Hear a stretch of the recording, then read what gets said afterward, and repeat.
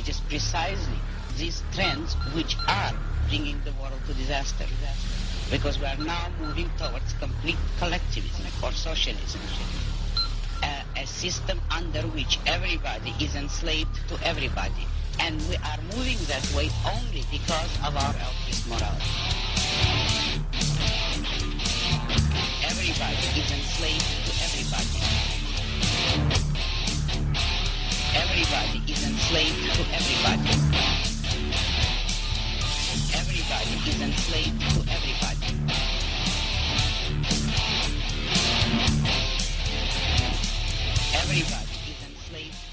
Welcome back to In Deep on FTR Radio. If you are not in chat, you can join us there at ftrradio.com/chat. I am joined by Michi Iljazi from the Taxpayers Protection Alliance once again. Welcome back. Thank you so much. Always a pleasure to have you here. Let's talk about all of these things you and I have been complaining about. And apparently the Get off my lawn. Let's talk about XM Bank. So the GOP, in their infinite, smarter than the base wisdom, decided to breathe new life into the dead and buried XM Bank. So the 127 Republicans decided to take off their costume for Halloween. They've been dressing up all year as freedom lovers who love capitalism, but apparently they took off that costume to show their true colors in support of crony capitalism. Yeah. Unfortunately, this was part of our tricks and treats, but specifically XM Bank, we had a nice victory. It's still a victory. The fight is still on. We don't know what's going to happen, but the Export-Import Bank was reauthorized by the House on Tuesday. They used a very not oft used procedure in the majority called the discharge position, where if you can get a majority of signatures on the House side, 218, it bypasses the committee structure and puts a bill on the floor. This was used to put a bill from Tennessee Representative Stephen Fincher, H.R. 597, the Reform Exports and Expand the American Economy Act. It's a lovely name, as they usually have. And then it was put on the floor, and the vote was on Tuesday. And unfortunately, it passed, and it passed in a big way. 313 to 118. 117 Republicans voted against, with one Democrat voting against, Alan Grayson of Florida. But 127 Republicans. And here's the troubling thing about that. Many people complained about the process of the discharge position, saying, look, the Hastert rule says if you can't get a majority of the majority to support the bill, it doesn't need to be on the floor. Well, right. That criticism just got blown out of the water with the vote on Tuesday, because now you had a majority of the majority. The XM supporters will say this is good because it's going to ensure that we have jobs kept here. And, what the problem with that is that you just had today, GE was discussing that, no, actually, jobs aren't going to go overseas without XM. So, it's a talking point that really just doesn't uphold. The Daily Signal talked about this today. So I think that now we have to turn our attention to the Senate. Mitch McConnell gave the senators who wanted XM reauthorized the one vote that he promised them in exchange for voting for Trade Promotion Authority. That vote passed, but they couldn't get anything through the House. So now the question remains is what will the Senate do? There are two vehicles that we could see XM come from. There will be no standalone bill for XM, I can tell you that, like there was in the House. That's not going to happen. Well, and actually that was my very first question. That. Yeah, that was my first question. No, there will not. So, Mitch McConnell has been clear. We are not going to spend a week's worth on the Export-Import Bank. If it's going to happen, it's going to happen as an amendment. And really the only vehicle I see that coming in, and I think you would agree, is the highway bill. So right. The House just passed their extension this week, and it's an extension until November 20th. They extended it until the 30th, but they gave another 3 weeks. so they can go home. They actually adjourned early today, Michelle, if you can believe it. They were supposed to be in until Friday. They finished voting for speaker, voting for the budget, and they canceled votes and went home today instead of tomorrow. Well, good. They can stay there. Yeah, they can stay there for all we care, right? So I think the highway bill is what we have to look at in the Senate. The big problem here is that the original Fincher bill, and while TPA does not support it, was a reform-minded bill. Unfortunately, because he couldn't get his bill through committee, he just put the Kirk one on the discharge position. Mark Kirk of Illinois, he fashioned the bill that he put after that, which has no teeth at all. So it actually managed to get worse. Not only did they use the discharge position, it was actually a weaker bill than what Fincher had originally put forth anyway. So huge disappointment, and certainly a lot to complain about on that one. Well, and here's the problem we're going to run into with Obama pushing this huge infrastructure push for early in 2016. I'm pretty sure we're not going to see any revamping or revising at all of the highway bill when it comes up again. And I think you're totally right. Yeah, and so I think that what we're going to wind up seeing is, like you said, we're going to see the XM reauthorization tacked on as an amendment to the highway bill, unbelievably. And we're going to see it pass without revision, so there'll be no need to pass it back through the House again. And, we'll be sitting on another fight for XM in 5 years. And I think what's interesting is that I really think what's interesting is that when this first came to the House in the highway bill, it was a non-starter. It wasn't even put on the floor. So I will say there is some hope here because the new speaker is opposed to the Export-Import Bank, voted against the bill on Tuesday, decried the use of the discharge position. So there is still a possibility that if Paul Ryan can convey to Mitch McConnell that he, like John Boehner, will not, or like Kevin McCarthy said, we won't bring up a bill that has XM if it's a highway bill. We won't do that. There is a chance that it can be stopped. That is the one ray of light we will see. But Paul Ryan could disappoint us very early on too by allowing that kind of bill to go. I was almost tempted to say it's so cute when you're optimistic. I think realistic. Yeah, I honestly, let's be honest. As disappointing as it is for me, particularly in the GOP, killing XM to me was a no-brainer. It was an easy thing. It was already done. There was no need to revive it at all. And I honestly think that what it's going to come down to is Barack Obama saying, yeah, we need to reauthorize XM. It needs to be in the transportation bill. Make that happen, and I'll sign it. Otherwise, we're going to have another fight on our hands. The same Barack Obama called it corporate welfare, too, back when he was president.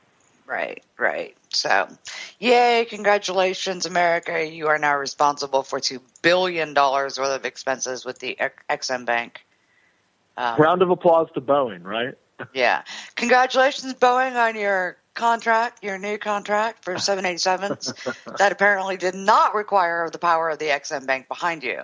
Actually, it probably did. It required the assurance by their lobbying team that XM was going to be reauthorized, not a problem. Mm-hmm.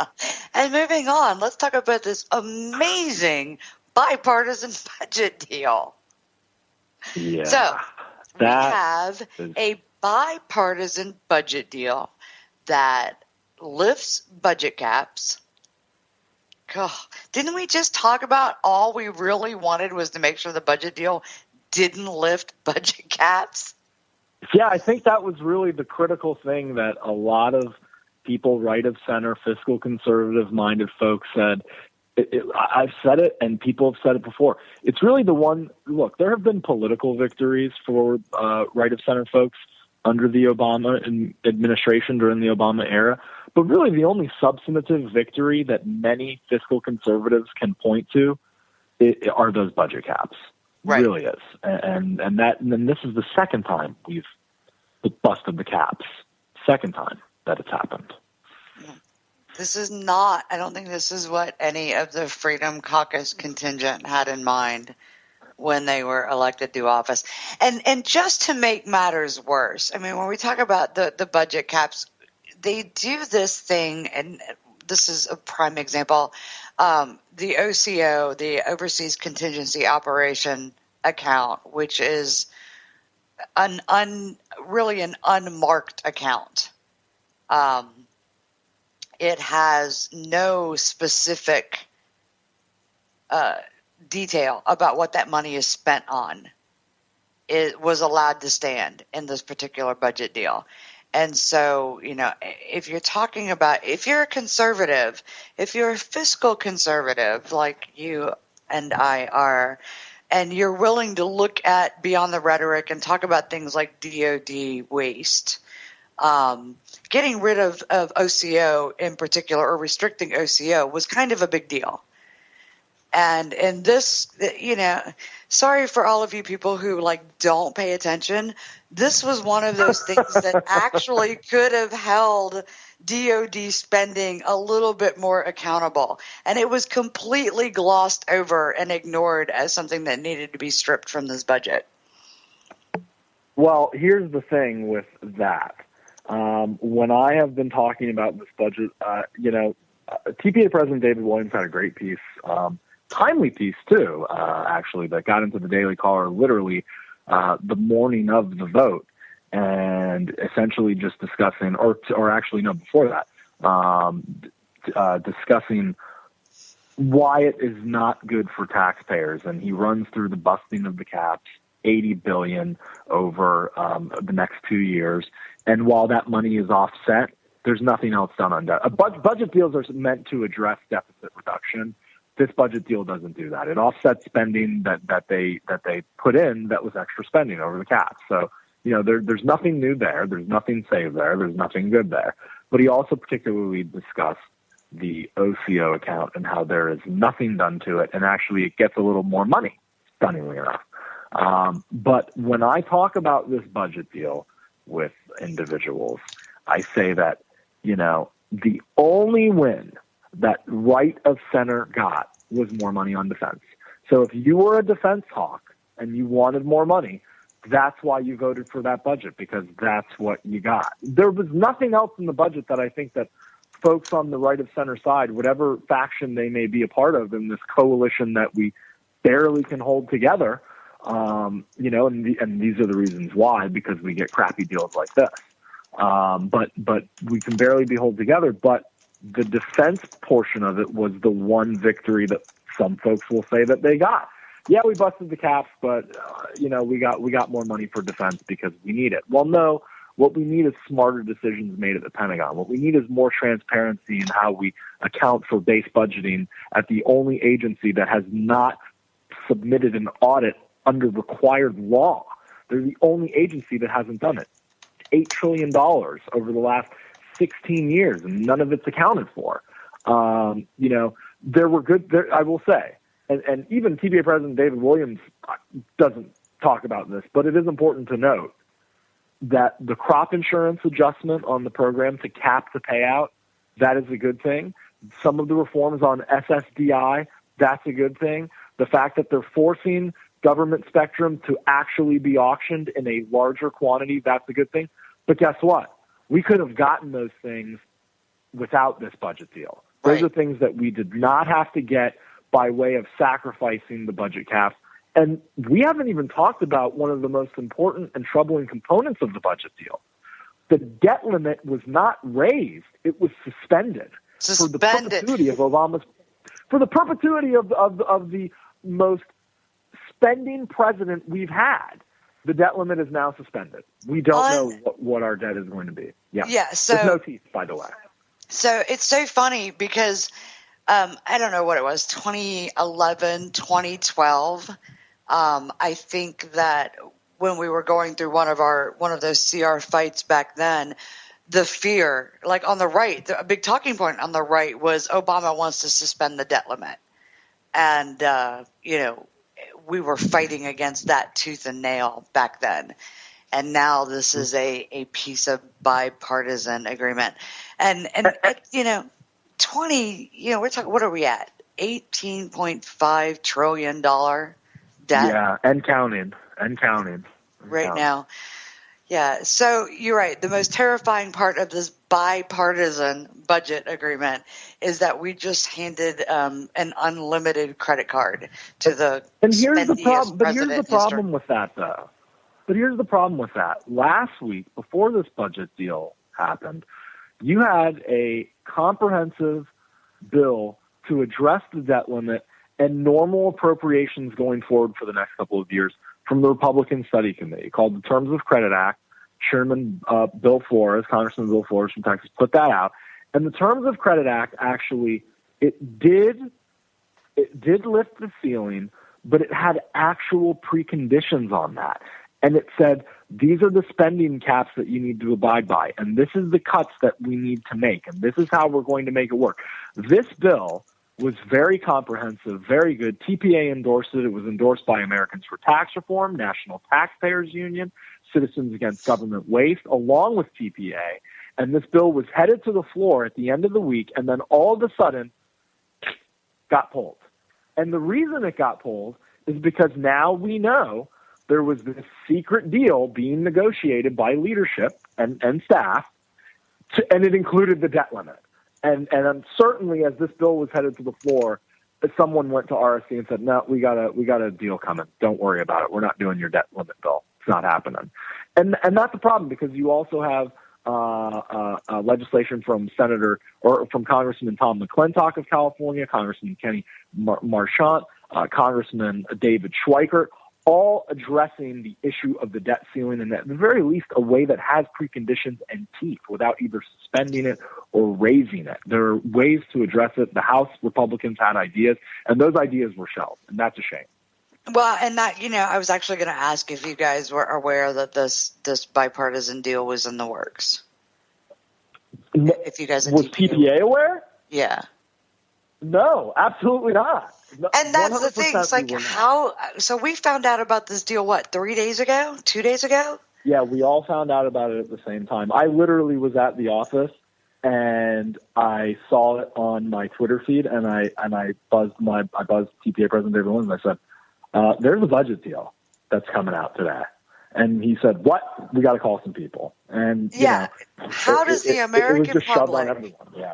How does the American public not know that after however many years there is suddenly this bipartisan budget deal put forth 48 hours before a vote that suspends the debt ceiling?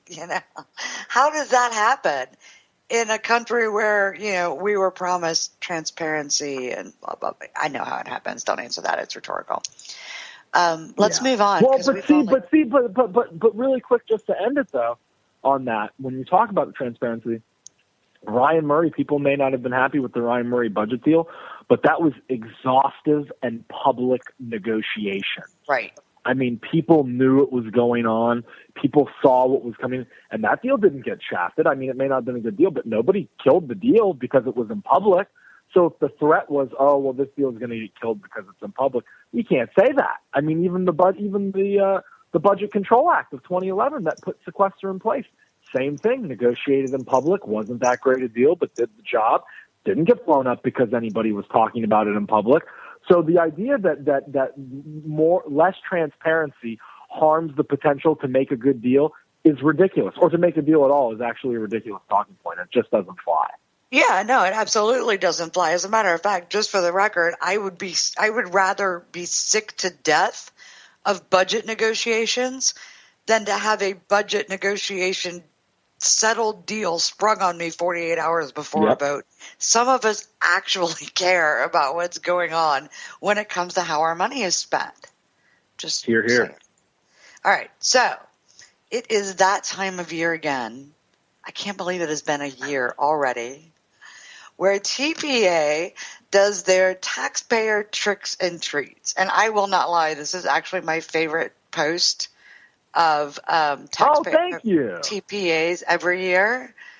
So mostly because, as you and I know, it's really hard to get people to pay attention to this stuff. Yeah. But you guys do such a great job of Thank you. I appreciate that. This interesting in the terms of Halloween. So let's talk, and I'm going to post a link on Twitter for a little while, like between now and Halloween, and obviously in the chat room. But let's talk specifically about some of the things you and I have covered over the last year that made their way into this post. So, Trix, let's talk about the Postal Service. My absolute favorite bit of frivolous, wasteful spending in the United States government is the U.S. Postal Service. Mostly because I can tell you in the last year I have been to the post office twice, and that's only because they won't let me do certain things from sitting in front of my computer. So, well, let's not talk about your weekend now, okay? Yeah, let's not talk about that. Let's talk about how many $50 billion in losses over the last 8 years. Are there any reforms ahead for the USPS? Well, the sad thing is that the reforms have been proposed. We've seen reforms come bipartisan from the House and Senate that look to stop Saturday delivery, as it would save $1 billion over the calendar year. The problem is that with the post office, they keep trying to figure out what can we do new to fix the problems that we have with our budget, when really all they should be doing is, well, let's just go back to what we do right, what our job is to do, and we wouldn't have these issues.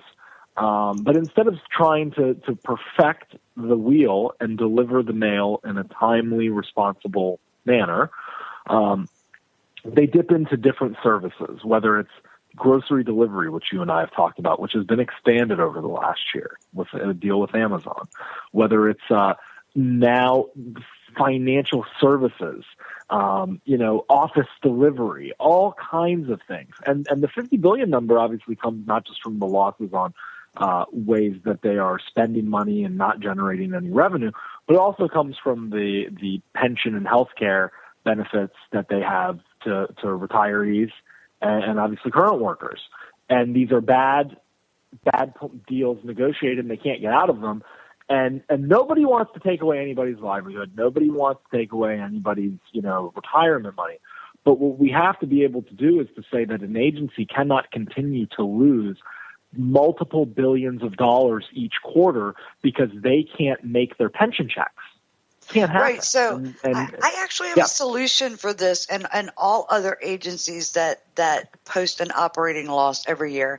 I'm going to propose a bill in 2016 called the Public Sector Standard Bill. And so if you are a government taxpayer-funded agency, you must meet public sector business standards in order for you to not have to face critical reforms of your business processes when it comes to making or losing money. I mean, no private sector business on the planet can operate the way the U.S. Postal Service does and remain in business. It just, no board of directors, no shareholders association would allow it. They wouldn't stand for it. And yet as taxpayers, we're forced to stand for this completely and obviously unsustainable, not only unsustainable, but severely antiquated model, considering how far in the last 10 years in particular we've advanced when it comes to how we deliver information to each other. Like, do we want to keep the U.S. Postal Service in operation? Yeah. Then we need to catch up with the rest of the world. And that should be the technology reform package in the U.S. Postal Service is what we should be discussing. So we certainly have the capacity to do it. Absolutely. I mean, we have an unlimited debt ceiling now. We can spend as much money as we want. Well, yeah. If they give it to us, we may as well take advantage, right? Yeah, I mean, really, come on. Let's fix if we're going to have to keep the Postal Service in operation because it is somehow congressionally authorized, which, by the way, can be undone, let's at least make the thing useful, for heaven's sake. Okay, let's move on because we only have a couple more minutes left. I want to move on to something you and I have spent a lot of time on. Let's talk about municipal broadband because 2016 is going to be a huge year for advancements as far as the government is concerned. So let's very, very quickly, let's lay this out. The federal government cannot seize control of the internet. I almost think America would not stand for it. And so as a workaround, they are encouraging by way of what we like to refer to as ObamaNet, the movement by municipalities to create their own taxpayer-funded broadband networks. Yep. These don't work out. Bonds, government-owned networks. So what we have here is this expansion of muni broadband, and it comes really from the Title II net neutrality regulations that essentially paved the way for more municipalities to take advantage and start putting in their own government broadband networks. And what these networks are designed and advertised to do is taxpayers are going to pay a lot of money. We're going to invest and put this infrastructure in place. The government's going to do it. And we're going to create this new, fast, better, cheaper system of internet. And I'm quoting someone right now in the presidential campaign, but it's going to be great. Everybody's going to love it. It's going to be fantastic. But guess what? Actually, it's not cheaper. It's not better, and it's not competitive. And what it does is it harms the private sector when we have trillions of dollars over the last 20 years in internet infrastructure from the private sector, and they're doing it right. And now you have government coming into the territory and doing it wrong. And these are not areas that need it. This is not, as TPA President David Williams put it, the last mile, places that really don't have it and need something. The private sector works to do that already. We actually have things like that. Like here in D.C., we have Comcast Internet Essentials. They actually have their own program where they do that. So that is not what this is about. This is about what you said. It's about a backdoor way for the government to regulate the apparatus of the internet. And all it does is it drives the cost up. It's a bad product. And we see examples, whether it's in Utah, Louisiana, Chattanooga, most notably, that TPA has spent a lot of time on. And now Kentucky. Kentucky has a new one that they're doing, and TPA President David Williams was just there. We've got an interview actually with him talking about Kentucky Wired, and it's $50 million is the cost, but I think taxpayers are going to cost about $12 million. But nobody knows what's going to happen because the details of the contract nobody knows yet if the taxpayers are going to be on the hook for it. So, municipal broadband is that shiny object that everybody sees, and we called it the nightmare on Main Street. Or because, it's coming to a town near you. That's the message here as we get to 2016 about municipal broadband. So look out for your internet, folks. And if you don't want to get too deeply into the weeds about municipal broadband and what the effects of municipal broadband are going to be on your pocketbook, on your wallet, and on your service, just take a look at the 6 failed Obamacare exchanges. It's going to operate much the same way. They're going to set up, they're going to invest heavily into getting these things rolled out. I can almost virtually guarantee these municipalities aren't technologically advanced enough to handle this kind of a rollout to provide the services that, particularly in bigger cities, that these companies and these corporations in particular need. And they're certainly not going to be able to subsidize all of the people who are going to wind up on this discounted service plan at the expense of municipal taxpayers. And these, you're talking about however these municipalities decide to fund these, along with federal subsidies, to make sure that everyone has utopia-like broadband access. It's going to work very much the same way as trying to roll out state exchanges and federal exchanges for Obamacare did. We only have like 1 minute left, so let's. Okay, I will plug the website. Yep. Yeah, I will. The website. Before that, though, I think we have. Let me see. Let me double check here. How much time do we have? Our shows go by way too fast. Well, the one victory that I will give as a treat, I will say, is we got some good news on internet access taxes. Topic we've talked about. We got another extension, but we need to make it permanent. So I would just encourage folks to take a look at protectingtaxpayers.org. They can see the other stuff. It'll be there all weekend, but always a treat to be on. A treat. A holiday one. treat. A treat. So, really quickly, let me know where everybody can find you and TPA online, and then I'll give my Bitcoin pitch after that. Woo! Well, just go to www.protectingtaxpayers.org. You can follow us on Twitter at protecttaxpayers with 1 T, and I'm at Michi83, MICHI83. And happy Halloween! Happy Halloween to you too. You guys do know that Taxpayers Protection Alliance accepts Bitcoin donations. And if you need help figuring out how to do that, you can always find me on Twitter at GoldsGirl. Make sure you're following FTR Radio, also at FTR_radio. And I will see you same time, same place next week. Thanks again, Michi.